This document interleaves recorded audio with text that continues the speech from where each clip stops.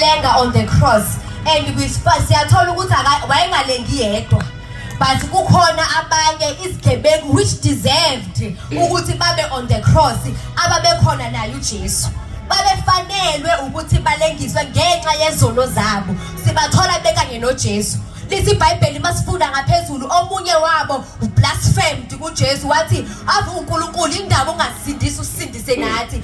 But bazalwane, there is another one. Umuso uwambuleleka. Oh, it was revealed kuyena ukuthi noma thina sila ngoba sifanele ngenxa yokuna kwethu, sila ngoba sifanele ngenxa yezono zethu, kodwa le ndoda esilengelayo lana ayifanele ukuthi ibe la. Lithi iBhayibheli wathi Jesu uzungikhumbule uma usufika embusweni wakho.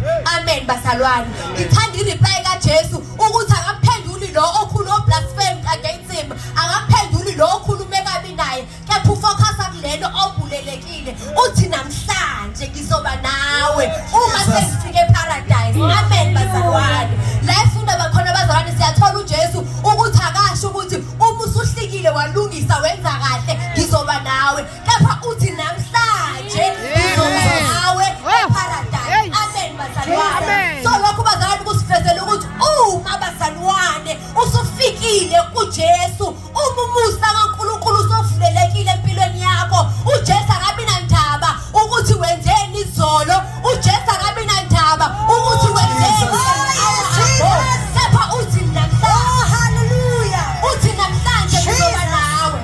Akasho ukuthi fika qala uyolungisa. Bazalwane, lesoni lithi iBhayibheli he deserved ukuthi abe khona lapha ngenxa yamaqala wakhe. Asazi bazalwane ukuthi ugobe yini oyenzileyo, kepha umoya kaNkulunkulu esesivulile kuwe, uJesu esevulelekile empilweni yakho, akudingi ukuthi wenze lutho, kepha ngoba umusa kaNkulunkulu bazalwane awudingi emsebenzi womuntu ukuze uvuleleke empilweni yakho. Amen bazalwane. Insindiso ayidingi imisebenzi yethu. Insindiso bazalwane ayidingi ukuthi kube khona wena okwenzayo, okwethu ukuthi ukholwe ukuthi lona uJesu uyinkosi yakho. Amen bazalwane. Uma ukholiwe ukuthi wenzeni akube sanandaba nalutho bazalwane. Let's get on this criminal noma let's get back bazalwane. He was not even part of a church. Wayengasilona iphathi yema. Awenganikela iminikelo, wayengenzi lutho enziwa abazalwane, kepha sithola uJesu ethi ngiyathembisa nawe eparadise.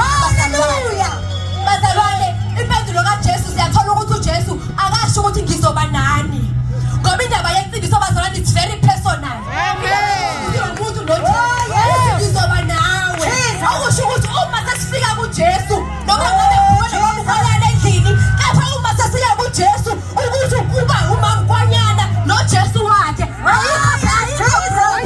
ayikho partnership, but it's personal. Uthi ngizoba nawe ukuthi ushadile ushadanga